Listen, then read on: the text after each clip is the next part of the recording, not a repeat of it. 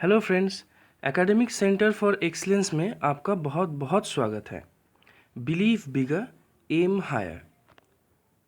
आज मैं आपके लिए हिंदी टू इंग्लिश ट्रांसलेशन और इंग्लिश टू हिंदी ट्रांसलेशन लाया हूँ। कॉम्पिटिटिव एग्जामिनेशंस के लिए तो सभी तैयारी कर रहे हैं। बहुत से बच्चे आज दिन रात प्रैक्टिस कर रहे हैं ताकि वो इस एग्जामिनेशंस को क्रैक कर सके। लेकिन आप कभी भी कुछ भी अगर मेहनत करें, वो अगर प्रोसेस के हिसाब से किया जाए, मेथड जान के किया जाए, तो वो ज़्यादा लाभदायक होता है। तो इसीलिए ट्रांसलेशन बेसिकली बहुत से एग्जामिनेशंस में आता है। पीएससी में, एसएससी में, रेल में, कहीं में भी आप देख सकते हैं। कभी भी मतलब क्वेश्चन पैटर्न चेंज हो सकता है। तो इसीलिए अगर ट्रांसलेशन कभी आ जाए और वो अगर हिंदी टू इंग्लिश या इंग्लिश टू हिंदी में हो, तो मैं सोचता हूँ कि आज इस वीडियो को देखने के बाद आपको कोई प्रॉब्लम नहीं होगी। चलिए देख लेते हैं। ट्रांसलेशन के लिए सबसे पहले जो चीज़ आवश्यकता है, किसी भी सेंटेंस को ट्रांसलेट करने से पहले आपको वर्ब का ज्ञान होना चाहिए। क्रिया का ज्ञान आपको हमेशा रखना होगा। क्रिया किसे कहते हैं? जिस शब्द से किसी काम का करना या होना समझा जाए उसे क्रिया कहते हैं। मतलब जो भी किया वही है क्रिया। कुछ भी करने को क्रिया कहते हैं। जैसे कुछ भी पढ़ना, खाना, पीना, जाना इत्यादि। ठीक है। अब देखिए, व्याकरण में कोई भी वाक्य क्रिया के बिना पूरा नहीं होता। वाक्य में क्रिया का इतना अधिक महत्व होता है कि कर्ता अथवा अन्य योजकों का प्रयोग ना होने पर भी केवल क्रिया से ही वाक्य का अर्थ स्पष्ट हो जाता है। तो इतना इम्पोर्टेंट है क्रिया का होना। जैसे पानी लाओ, चुपचाप बैठ जाओ, रुको, जाओ। अब देखिए, क्रिया का निर्माण धातु से होता है। जब धातु में ना लगा दिया जाता है तब क्रिया बनती है। जिस मूल रूप के से क्रिया को बनाया जाता है उसे धातु कहते हैं। ये क्रिया का ही एक रूप होता है। धातु को क्रिया का मूल रूप कहते हैं। मतलब आप क्रिया जो बनता कैसे है वो यहाँ पर दिखाया गया है। खा प्लस ना, खाना। पढ़ प्लस ना, पढ़ना। जा प्लस ना, जाना। लिख युक्त ना, लिखना। इस तरह से क्रिया बनता है। अब एक चीज़ आपके सामने मैं ला रहा हूँ, यह है सेंटेंस स्ट्रक्चर। क्या है? इंग्लिश में जो सेंटेंस बनते हैं उसे एक फॉर्मेट में लिखा जाता है। ये जो फॉर्मेट है ये क्या है? Subject, verb, object. मतलब एक सेंटेंस के 3 भाग है। एक भाग है सब्जेक्ट मतलब कर्ता, वर्ब मतलब क्रिया, ऑब्जेक्ट मतलब कर्म। यही फॉर्मेट हिंदी में किस तरह से आता है? सब्जेक्ट के बाद वर्ब नहीं बैठता, सब्जेक्ट के बाद ही ऑब्जेक्ट बैठता है। मतलब कर्ता, उसके बाद कर्म, उसके बाद वर्ब। देखिए, कर्ता क्या है? कर्ता काम करने वाले को कर्ता कहते हैं। राम खाना बना रहा है, रही है लिखा है, रहा है होगा। राम खाना बना रहा है। सीता झाड़ू लगा रही है। तो यहाँ पर राम करता है, जो काम कर रहा है। उपर्युक्त वाक्यों में राम सीता के द्वारा कार्य किया जा रहा है, अर्थात राम के द्वारा खाना बनाने का कार्य किया जा रहा है। वही दूसरे वाक्य में सीता द्वारा झाड़ू लगाने का कार्य किया जा रहा है, अतः राम और सीता करता है। कर्म क्या है? कर्म कर्ता जो काम करता है, कर्ता जो काम करता है उसे कर्म कहते हैं। जैसे राम खाना बना रहा है, तो खाना यहाँ पर कर्म हो गया। सीता झाड़ू लगा रही है, ठीक है, तो झाड़ू यहाँ पर कर्म हो गया। इस तरह से आपको कर्ता और कर्म का आइडिया हो गया। सिंपल सेंटेंस में ले ले तो आपको समझने की कोई दिक्कत नहीं होगा। राम क्या बना रही है? खाना बना रही है। राम क्या बना रहा है? खाना बना रहा है। तो खाना आपका कर्म हो गया। इस तरह से देख लीजिए, एक शब्द यहाँ पर है, वेदांत फल खाता है। ठीक है, वेदांत फल खाता है। कौन फल खाता है? ये कौन से जो शब्द होगा, कौन से जो प्रश्न किया जा रहा है उससे जो आंसर आएगा वो आपका कर्ता है। उत्तर वेदांत। अब प्रश्न है वेदांत क्या खाता है। ये क्या से जो प्रश्न हो रहा है उससे आपका कर्म निकल के आ जाएगा। उत्तर क्या है, फल। और लास्ट में देखिए वेदांत फल क्या करता है। क्या से जो प्रश्न यहाँ पर उठाया गया है उससे आपका उत्तर जो आएगा वो आपका क्रिया है, खाता है। वेदांत फल खाता है। ठीक है, देखिए यहाँ पर भी दिखाया गया है कि कर्ता, कर्म और क्रिया ये हिंदी में, और वही कर्म लास्ट में आ जाता है और क्रिया बीच में बैठ जाता है इंग्लिश में। Sentence structure. अब आपको उदाहरण से समझाता हूँ। मेरा नाम राम है। मेरा नाम सब्जेक्ट, राम ऑब्जेक्ट, वर्ब है। अब यही इंग्लिश में हो जाए तो राम आपका लास्ट में बैठ गया, है आपका बीच में बैठ गया, तो कैसे हुआ, माई नेम इज़ राम, मतलब मेरा नाम है राम। इसी को इंग्लिश में my name is Ram, English का जो सेंटेंस स्ट्रक्चर है इस तरह से होता है। देखिए कुछ और भी उदाहरण है। रमेश खाना खा रहा है। यहाँ पर रमेश खाना खा रहा है, इंग्लिश में रमेश इज़ ईटिंग फूड। खाना खा रहा है, खा रहा है ये वर्ब है तो ये आपका बीच में बैठ गया, फूड आपका लास्ट में बैठेगा। रमेश फुटबॉल खेल रहा है। रमेश सब्जेक्ट है, नीचे रमेश, खेल रहा है आपका वर्ब है, इज़ प्लेइंग फुटबॉल आपका ऑब्जेक्ट है, लास्ट में फुटबॉल बैठता है। तो रमेश खेल रहा है football, Ramesh is playing football, English format. कुछ व्यावहारिक जीवन में हम बहुत से ऐसे शब्द हैं जो यूज़ करते हैं, ठीक है, लेकिन वो आपका सिर्फ वर्ब और दो एक शब्दों के साथ ही बना जाता है। जैसे पोछा लगा दो, बर्तन धो लो, पंखा चला दो। ये तो आपको पता ही होगा, हम हमेशा ऐसा कहते हैं। अगर इन शब्दों को अगर आप इंग्लिश में कन्वर्ट करना चाहते हैं तो आप देख सकते हैं यहाँ पर ये जो पोजीशन है ना वर्ड का, वर्ब आपको पहले अलग करना होगा। पोछा लगा दो, ठीक है, पोछा लगा दो मतलब पोछा लगा दो आपका वर्ब है। फ्लोर, फ्लोर में ही पोछा लगाया जाता है तो पोछा लगा दो का इंग्लिश होता है मॉप, मॉप द फ्लोर। बर्तन धो लो, धो लो प्लस बर्तन, पहले धो लो आएगा फिर बर्तन आएगा, मतलब वॉश द डिशेस, ठीक है। पंखा चला दो, पहले होगा चला दो प्लस पंखा, तो स्विच ऑन द फैन। सब्जी ले आओ, सब्जी ले आओ, ले आओ युक्त सब्जी, ब्रिंग द वेजिटेबल्स। इसे साफ कर दो, इसे साफ कर दो, साफ कर दो प्लस इसे, क्लीन इट। मेरी मदद करो, मदद करो प्लस मेरी, हेल्प मी। इस तरह से पोजीशंस चेंज होते हैं, ठीक है। अब देखिए थोड़े बड़े वाक्य अगर ले ले तो, सुभाष एक आदर्शवादी लड़का है। Subhash is an idealistic boy. पहले ये जो ट्रांसलेशन किया गया है पहले ही आप देखिए यहाँ पर सुभाष आपका कर्ता है, कर्ता के बारे में बताया गया है। कर्ता क्या है, एक आदर्शवादी लड़का है। कर्ता कौन है, सुभाष है, ठीक है।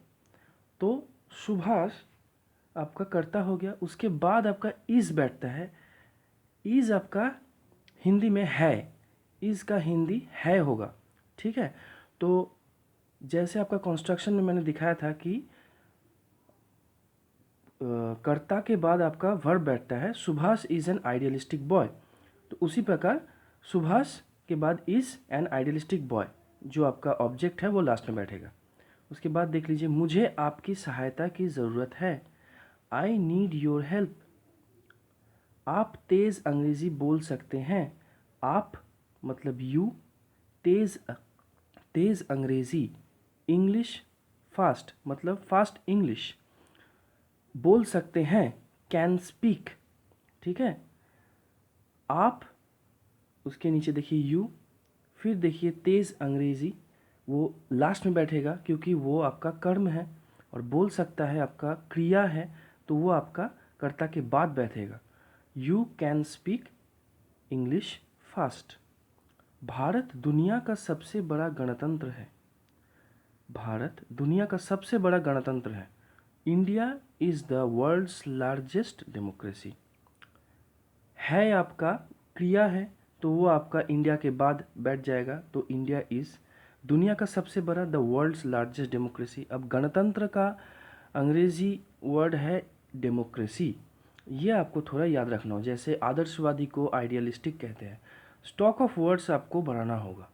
स्टॉक ऑफ वर्ड्स थोड़ा रखने से आप कोई भी चीज़ अगर ट्रांसलेशन करने जाए, अगर आपको मीनिंग पता ना हो कोई भी वर्ड का, तब तो मुश्किल हो जाती है, तब आपको एग्जैक्टली मीनिंग आप बता नहीं पाते, तो वहीं पर आपका मार्क्स कट जाता है। इसीलिए थोड़ा स्टॉक ऑफ वर्ड्स भी आपको बढ़ाना होगा। अब देखिए, ये आपका पैराग्राफ है। Paragraph translation. Ankush worked very hard to secure excellent marks in the board examination. यहाँ पर अंकुश आपका कर्ता है, वर्कड आपका क्रिया है, और वेरी हार्ड मतलब ये आपका कह सकते हैं कि एडवर्ब है। To secure excellent marks in board examination, ये आपका कर्म हो गया। तो इंग्लिश से हिंदी में जब भी आप जाएंगे तो पहले आपका अंकुश कर्ता बैठ गया, और वर्क जो है वो लास्ट में बैठेगा क्योंकि वो आपका क्रिया है, और कर्म आपका बीच में बैठेगा। तो कर्म आपका कैसे दिखा रहा है? अंकुश ने बोर्ड परीक्षाओं में, लास्ट से शुरू होगा, board examination, excellent marks in board examination. तो हिंदी में क्या रहता है? बोर्ड परीक्षाओं में उत्कृष्ट अंक हासिल करने के लिए बहुत मेहनत की। यही जो इंग्लिश में आपका लेफ़्ट टू राइट में आता है ना, वही हिंदी में राइट टू लेफ़्ट की तरह चलता है। देखिए, बोर्ड एग्जामिनेशंस वो पहले लिखा है, बोर्ड परीक्षाओं, फिर देखिए टू सिक्योर एक्सलेंट मार्क्स, उस में उत्कृष्ट अंक हासिल करने के लिए, ठीक है। फिर वर्कड वेरी हार्ड, बहुत मेहनत की। इस तरह से he was a mediocre student in his class. जैसे यहाँ पर एक वर्ड है मीडियोकर। अब मीडियोकर का आपको हिंदी में सही अर्थ मालूम होना चाहिए, और लैंग्वेज भी ऐसा होना चाहिए ताकि वो थोड़ा स्टैंडर्ड लगे। जैसे औसत दर्जे का he was a mediocre student in his class, वो एक औसत दर्जे का छात्र था। ही आपका कर्ता, वह, वॉज आपका क्रिया है, तो वॉज का हिंदी होगा था, वो लास्ट में बैठेगा। अ mediocre student in his class, एक औसत दर्जे का छात्र, तो वह एक औसत दर्जे का छात्र था। कर्ता, कर्म, फिर आपका क्रिया। लास्ट है the adversity of his family motivated him to his success. अब एडवर्सिटी, एडवर्सिटी वर्ड का मतलब है प्रतिकूलता। The adversity of his family, उसके परिवार की प्रतिकूलता। ब्लैक में लिखा गया, देखिए, मोटिवेटेड हिम टू सक्सेस, ने उन्हें उसकी सफलता के लिए, ठीक है। अब motivated him to his success जो है, मोटिवेटेड ये आपका वर्ब है, प्रेरित किया, ठीक है। मोटिवेटेड मतलब प्रेरित किया, प्रेरित, मोटिवेट मतलब प्रेरित करना, तो वो आपका लास्ट में बैठा है। हिम टू सक्सेस, उसे उसकी सफलता के लिए, यहाँ पर उन्हें है, ये उसे होगा, ठीक है। उन्हें उनकी होता है, उसे उसकी होगा, ठीक है। तो यहाँ पर उसे उसकी सफलता के लिए प्रेरित किया। ओके, प्रैक्टिस कीजिए। आप घर में जितना प्रैक्टिस करेंगे ना, उतना ही आपको आपका मतलब स्पीड बढ़ेगा, आपको आइडिया होगा, स्टॉक ऑफ वर्ड्स बढ़ेगा। जितना भी गलती करना है घर में कीजिए। एग्जामिनेशन में जाकर गलती करेंगे तो वो कोई आपका सफलता नहीं लाएगी। जितना भी गलती घर में करेंगे वही बेहतर है। देखिए, हमारे देश में संकीर्ण धार्मिक और भाषा संबंधी मतभेद एक बहुत बड़ी समस्या है। हमारे देश में एक बहुत बड़ी समस्या, अगर ऐसा वर्ड होता, अगर ऐसा सेंटेंस होता तो प्रॉब्लम नहीं था। यही बात है, मतलब एग्जामिनर कुछ ऐसे शब्द ट्रांसलेशन में घुसा देते हैं ताकि हमें सोचना पड़े कि इसका एग्जैक्ट इंग्लिश मीनिंग क्या है। संकीर्ण धार्मिक और भाषा संबंधी मतभेद। अब संकीर्ण धार्मिक मतलब नैरो रिलीजियस, और एंड भाषा संबंधी मतभेद, लैंग्वेज रिलेटेड कंट्रोवर्सी, एक बहुत बड़ी समस्या है। इज़ अ मेजर प्रॉब्लम, कहाँ है? हमारे देश में, इन आवर कंट्री, कॉमा, जिसे दूर करने के लिए, टू ओवरकम दिस, हमें राष्ट्रीय दृष्टिकोण, सॉरी, हमें राष्ट्रीय दृष्टिकोण के विकास की आवश्यकता है। We need to develop a national outlook. दृष्टिकोण, आउटलुक, ठीक है, ये सब वर्ड आपको ध्यान रखना होगा। उसी तरह इस कार्य में विश्वविद्यालय निर्णायक भाग ले सकते हैं। इस कार्य को अगर अलग कर दे, इस कार्य में को अलग कर दे तो देखिए विश्वविद्यालय निर्णायक भाग ले सकते हैं। Universities can participate, universities can participate decisively इस कार्य में, तो लास्ट में लिखा है इन दिस टास्क, इस तरह से। अब थोड़ा ऑफिशियल लैंग्वेज ले लेते हैं। जैसे दैनिक भास्कर में एक बार लिखा था, अब तो आपको तो पता ही होगा कि नेशनल रिक्रूटमेंट एजेंसी को अप्रूवल मिल गया है, ठीक है। तो उसी प्रकार न्यूज़पेपर में हेडलाइन दिया गया था, एक देश एक परीक्षा। अब आपको एक चीज़ ध्यान में रखना होगा, कोई भी चीज़ ट्रांसलेशन करने के वक्त आपको ये देखना है कि सेंस बनता है कि नहीं। तो हिंदी में दिखा रहा है, हिंदी में लिख रहा है कि एक देश एक परीक्षा। इंग्लिश में जब लिखेंगे तो लिखेंगे one nation one exam. Sense बनना चाहिए, सेंस बनेगा तभी अब रीडर को समझ में आएगा कि हम क्या कहना चाहते हैं। फिर देखिए राष्ट्रीय भर्ती एजेंसी के गठन को मंजूरी। अब हिंदी में हमेशा जो सेंटेंस लिखा है इंग्लिश में हिंदी के लास्ट से मतलब राइट टू लेफ्ट आता है। देखिए हिंदी में लिखा है राष्ट्रीय भर्ती एजेंसी के गठन को मंजूरी। मंजूरी किसको मंजूरी? गठन को। किसका गठन? राष्ट्रीय भर्ती एजेंसी के गठन। तो देखिए मंजूरी से शुरू हुआ, मंजूरी अप्रूवल, किसका मंजूरी? गठन के मंजूरी को। तो अप्रूवल फॉर फॉर्मेशन, किसका फॉर्मेशन? फॉर्मेशन राष्ट्रीय भर्ती एजेंसी के गठन, formation of national recruitment agency, इस तरह से। अगला देखिए, तेज बारिश में दिल्ली के कई इलाके जलमग्न, ये भी लास्ट से शुरू हुआ। देखिए लास्ट में क्या लिखा है? दिल्ली के कई इलाके जलमग्न। जलमग्न कौन से इलाके? दिल्ली के कई इलाके। Many areas of Delhi is submerged, ठीक है। तेज बारिश में ड्यू टू हेवी रेन्स। फिर देखिए कॉमा, कई जगहों पर दीवार और पेड़ गिरे, ठीक है। तो दीवार और पेड़ गिरे, वॉल्स एंड ट्रीज फेल, कहाँ? कई जगहों पर, इन मेनी प्लेसेस। इस तरह से ट्रांसलेशन किया जाता है।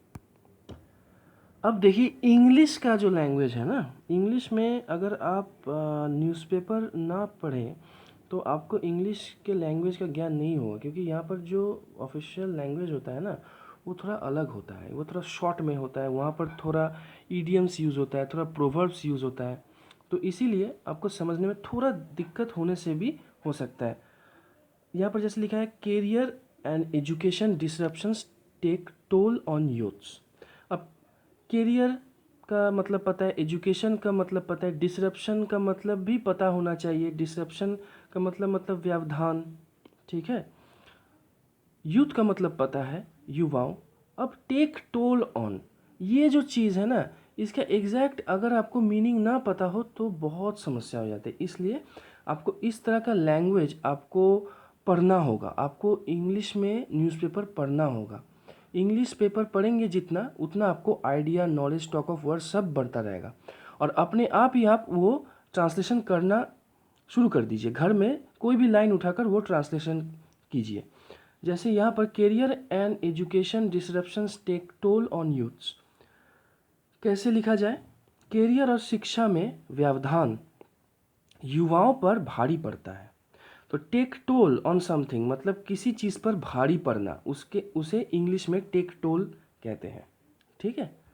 अगला देखिए, 63 day old Bengali baby survives corona, 63 दिन का बच्चा कोरोना से बचा। अब जो हेडलाइन होता है ना वो ऐसे लिखा जाता है ताकि आपको अट्रैक्ट करे। न्यूज़पेपर में कोई भी हेडलाइन आप पढ़ेंगे ना तो वहाँ पर देखेंगे पहले हेडलाइन पढ़ के ही आपका रीडर का कंसंट्रेशन वहीं पर चला जाता है। अच्छा ऐसा हुआ है तो क्या हुआ, देखे तो 63 दिन का बच्चा बच गया, कोरोना से बच गया, तो देखे तो कैसा क्या खबर है। इसीलिए आपका जो पहले जो हेडलाइन होता है ना वो थोड़ा अट्रैक्टिव होना चाहिए। जैसे मैंने लिखा है यहाँ पर 63 दिन का बच्चा कोरोना से बचा, तो यहाँ पर बचा के बदले आप ऐसे भी लिख सकते हैं कि बच्चा कोरोना को हराया। तो इस तरह से आपको थोड़ा अट्रैक्टिव बनाना होगा। आप जितना प्रैक्टिस करेंगे उतना आपका स्किल डेवलप होता रहेगा। हाँ, यहाँ पर मैंने एक चार्ट दिया है, ये नंबर का चार्ट है। वो हिंदी 1 to 10 लिखा है, क्योंकि अगर आप परीक्षा में हिंदी के बजाय अगर इंग्लिश में लिख कर चले आए तो एग्ज़ामिनर को ज्ञान होगा कि आपको पता नहीं, आपको हिंदी में कैसे अक्षर लिखते हैं ये आपको पता नहीं। इसीलिए ये भी आपको थोड़ा याद कर लेना होगा, ठीक है। आपके लिए एक होमवर्क दे रहा हूँ, ये वाला आप स्क्रीनशॉट ले लीजिए, ठीक है। घर में ये प्रैक्टिस कीजिएगा। आप कमेंट में भी इसका ट्रांसलेशन भेज सकते हैं और प्रैक्टिस करते रहिए। जितने भी व्यूअर्स हैं, जो भी देखें, अगर आपको ये वीडियो अच्छा लगा तो ज़रूर हमारे चैनल को लाइक, शेयर और कमेंट कीजिए, क्योंकि जैसे मैंने लिखा है, your support is most important. आपका सपोर्ट सचमुच हमारे लिए बहुत इम्पॉर्टेंट है। आप जितना देखेंगे उतना भी हमें भी उतना इंटरेस्ट आता रहेगा और हम भी आपके लिए अच्छे अच्छे वीडियो लाते रहेंगे। Okay, thank you everyone.